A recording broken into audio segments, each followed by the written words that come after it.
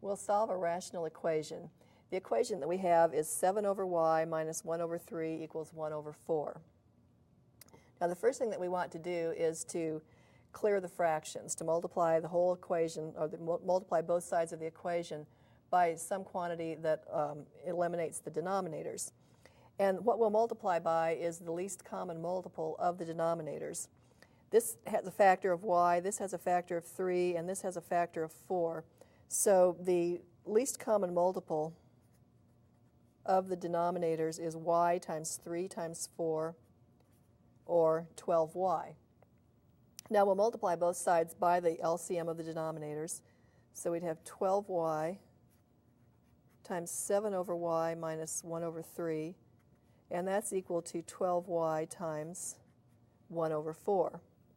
Removing parentheses on the left-hand side, we have 12y times 7 over y minus 12y times 1/3, and that's equal to, I'm just going to rewrite this as 12y times 1 over 4. And now let's do these individual multiplications. This first one gives me 12 times 7, or 84. Here, 12y times 1 over 3 leaves me with 4y, so I have 84 minus 4y. And here, 12y times 1 over 4 gives us 3y. So we have 84 minus 4y equals 3y.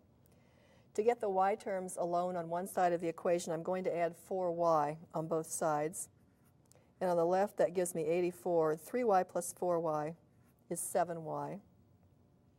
And now to get y alone, I divide both sides by 7. 84 divided by 7 is 12.